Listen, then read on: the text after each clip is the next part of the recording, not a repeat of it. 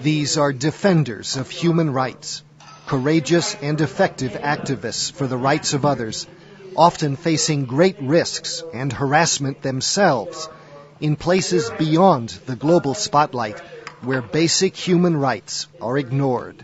Haiti is the land of impunity. You can do whatever you wish. You'll never be punished. I don't think that we can say that we have full democracy in Afghanistan, because the people in Afghanistan does not have full security, first of all, which is another basic human right. The situation of human rights is serious right now, and the situation of democracy as well. Human rights defenders in my country are being portrayed as the enemy of the people, as those who betray national interests and actually work for foreign intelligence. From around the world each year, democracy activists come to the Carter Center in Atlanta for the annual Human Rights Defenders Forum, co-sponsored by Human Rights First. Most are veteran champions of democracy. Many have been imprisoned for their work.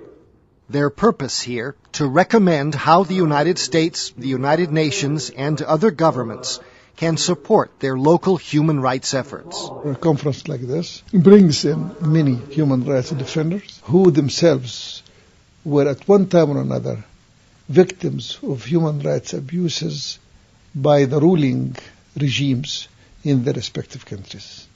Comparing notes, learning from each other, and giving each other moral support is in itself very important. It can be one way of amplifying our voices. Particularly in a place like Haiti, very few people are interested in what goes on in Haiti. So it's important, a conference like this. Former U.S. President Jimmy Carter chairs these events with the UN High Commissioner for Human Rights. For 20 years now, the Carter Center has considered the promotion of freedom and democracy to be an integral part of our thrust or commitment to human rights. A major theme of the defenders is that free and fair elections are the launching pad for democracy in traumatized societies, but that support from the international community is still needed after elections, when the hard work of building democratic institutions and a culture of respect for human rights really begins.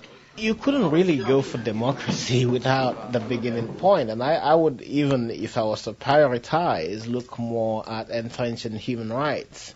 Elections on their own do not constitute democracy or do not constitute development. Elections and respect for human rights and the rule of law and the institutions of democracy are all integrated. We have had 3 elections. We have had countless intervention by the UN. I think 5 or 6 by the UN. Every time the international community comes in, they say, okay, reform of the judiciary, we are bringing support. It lasts the time for Haiti to be in the headlines. When we are no longer in the headlines, then the Haiti fatigue sets in, and then no one else is interested. Another theme, the recognition that social and economic rights are just as important as political rights for a strong, healthy democracy.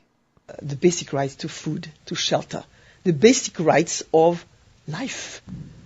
And unless you have lost it or are in fear of losing it, you won't appreciate what it is. And I think unless we can make the connection between democracy and human rights as it relates to the poorest sections of our communities, then we're not making any significant contribution to promoting human rights of the ordinary person. Another important appeal coming from this conference is addressed, in fact, to the United States and to other established democracies to return to the principles of human rights in the conduct of the war on terror by applying the Geneva Conventions, for example, to the treatment of detainees or the prevention of torture.